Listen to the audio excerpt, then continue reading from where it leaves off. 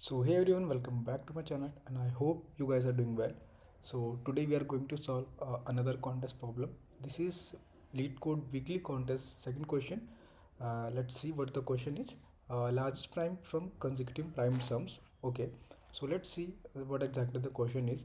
You are given an integer n. Okay, return the largest prime numbers less than or equal to n that can be expressed as a sum of one or more consecutive prime numbers starting from 2. If no such number exists, return 0.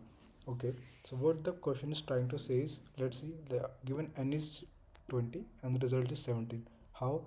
Let's see over here. What the question is, we have to return the largest number, which is actually the sum of consecutive prime numbers, right? Means we have to build a particular number, let's say a particular x number, which is the sum of consecutive, which is actually the sum of consecutive prime numbers, right? So that's what the question is. So if you see, if for 2 the consecutive prime sum is 2, in case of 5 the consecutive sum is 2 plus 3, in case of 70 2 plus 7, 3 plus 5 plus 7. If you see, it is just like summation of the previous consecutive prime numbers, right? So for every n, or for every given n, we just have to find the largest number, which is actually a prime number. It should be a prime number and it should be a summation of consecutive prime numbers.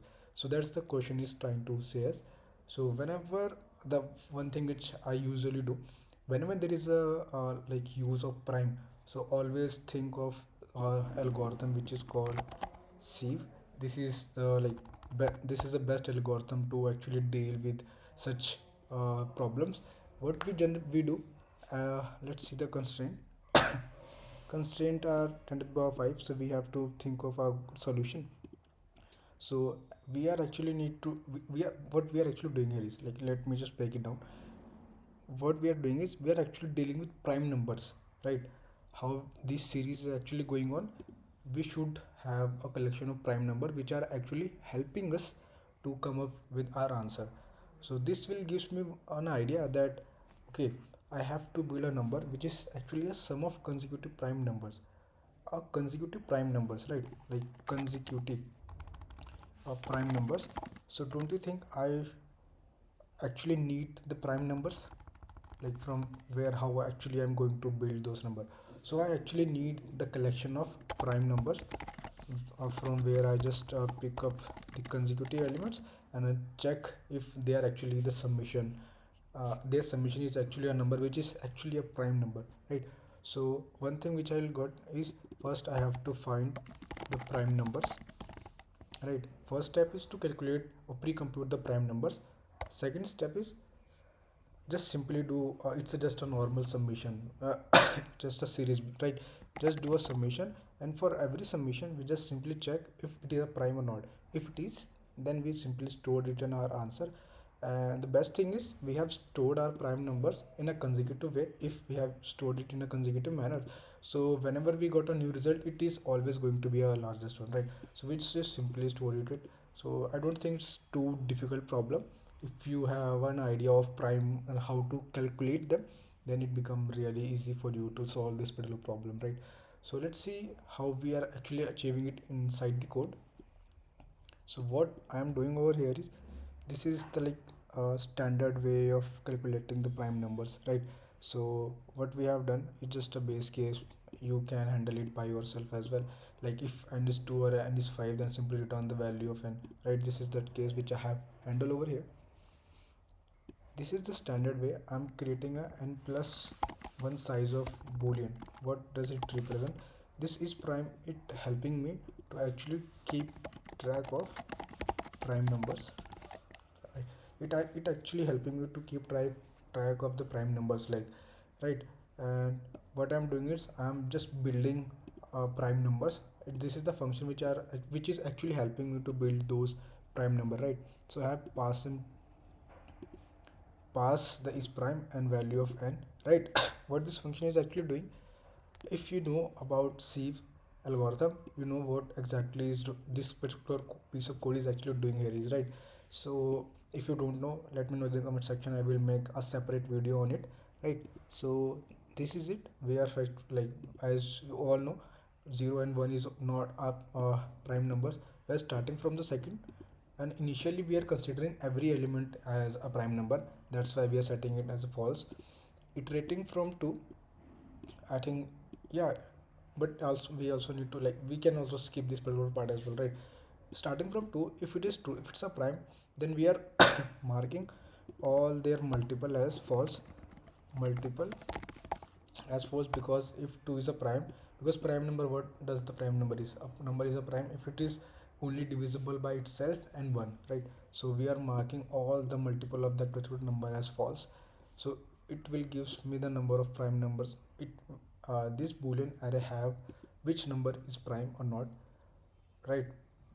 After that, I'm storing a prime, because I already told you that over here we actually need some element, consecutive element, from where we can actually sum up their values and find out if the number is our result or not. So for that, I am storing every element, and how I'm checking is, i I have a boolean array which actually return me if the current number is prime or not. So I'm just checking it. If it's a true, then it is a prime number. I'm storing it inside my answer, and because it is always going to store in sorted order, right? Because I have built this from 2 to n, so it is always be a sorted order. What I'm doing is, I'm just taking a sum. I think we don't actually need it, because there is some misunderstanding at that time. That's why it's not work. Let's see. Yeah. So I'm iterating over the primes, the prime elements, and I'm just calculating the sum. Let's say the current first is 2, then 2 plus 3 is 5, then 5, then 2 plus 3 plus 5, right? So that's how I'm just creating a sum, and for that particular sum, I'm checking if it is not exceeded my n, and it is a true, which means it is a prime number, right? If it is the case, then I'm storing it in my answer, and because it is sorted, then it sorted, this will always be a maximum result, right? And after that, I'm just returning it through the particular result variable, right? So this is actually the code. Talking about the time complexity, so to calculating the sieve, it's a standard time complexity, which is O of log n. This is the standard time complexity for sieve algorithm, and we are running over O of n. We can consider it O of n plus O of n, right? So overall, it's like O of log of n plus O of n, as space complexity is O of n, because we are calculating this prime, right? So this is it about this particular problem. Let's try to, like, submit this and see if it's working or not. I hope it will work. Okay.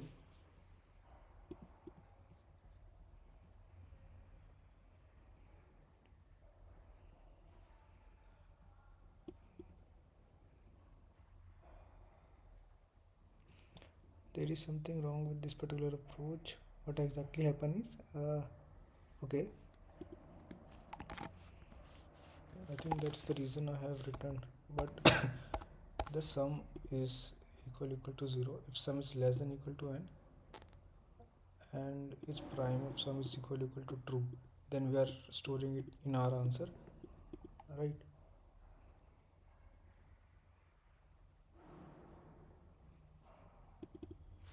I don't think that's the issue.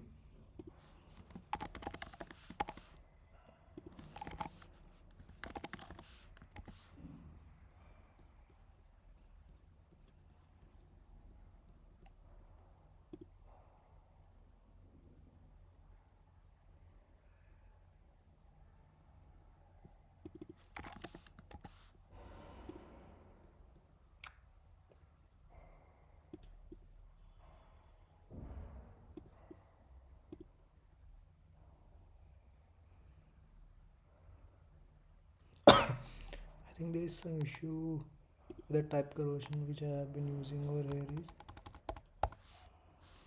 I think it should be like this, because I have taken variable as this. Use this particular task case, why this is failing.